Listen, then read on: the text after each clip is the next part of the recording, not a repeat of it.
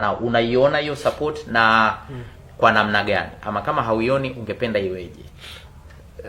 Nikisema serikali support nitakuwa muongo sana. Hivi tunavyo jana nimetoka Iringa. Nimefika hapa leo asubuhi.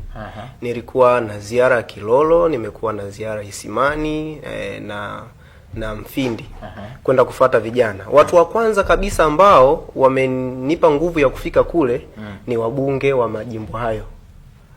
Kwa unaona tayari ni serikali, umeona. Kwa hiyo wao kama serikali wakasema bwana, sasa tukisema tuchukue, kwa sababu nimesema nitasupport vijana 5 kila jimbo. Nitaondoka nao. Lakini nyinyi kama serikali nitaomba mnisaidie 1 2 3. Wakasema hiyo mbona ni ndogo sana. Sasa ukitafuta kwa njia ambayo nataka kutafuta, kuna wengine tunaweza kawanyima nafasi. Sasa tufanye hivi, tuandae mashindano. Tuwakusanye vijana wale wanaostahili. Alafu wewe tafuta hapo.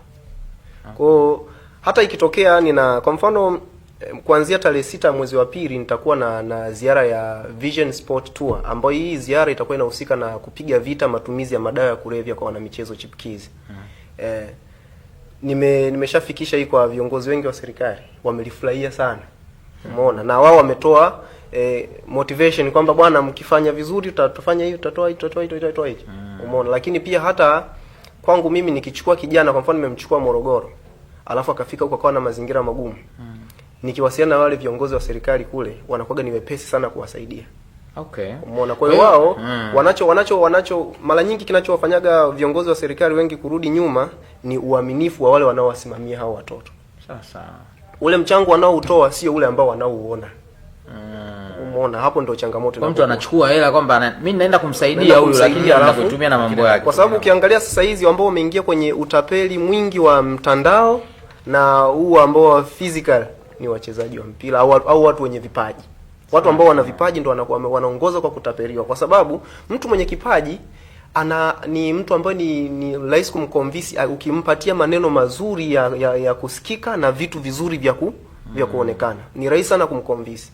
Hata ikitokea wewe umemlea kijana sasa hizi alafu akatokezea kocha ambaye amekuzidi sehemu, kwamba bana, pengine mimi na pesa kukuzidi au na nini, akamwambia bwana, mimi njoo nitakupeleka sehemu fulani, nitakusaidia, nitafanya hichi ambacho huyu hajawahi kumfanyia, na pengine aishaye kufanya lakini sio kwa ukubwa ule. Huyu anamkimbia muda huo.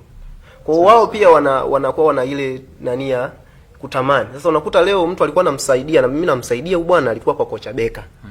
Kesho inapigwa simu kwa kocha Beka, bwana, ule mtoto yupo sehemu fulani. Kwa sababu mimi nina watoto kadhaa ambao kuna mmoja alipata nafasi ya kwenda Dubai. Wale Waarabu walifika mpaka uwanjani. Tunamtafuta huyo dogo.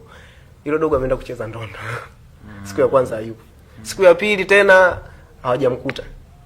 Wenzake sasa, siku hiyo nilikuwa nimechelewa kidogo kufika. Wenzake wale jamaa wakawauliza, bwana, huyu bwana yuko wapi? Naambia wakashindwa kumfichia siri kwamba bwana anacheza sehemu fulani. Huku ameandika kwamba mimi na injury ya goti. Umeona, kwa akapoteza. Lakini viongozi wengi wa serikali na wadau binafsi wanaopenda sana kusupport, lakini kile wanachokitoa sio wanachokiona. Sawa. Umesikia? Tunaendelea kuongelea changamoto hapo. Nini sasa tunaweza kiongeza hapo?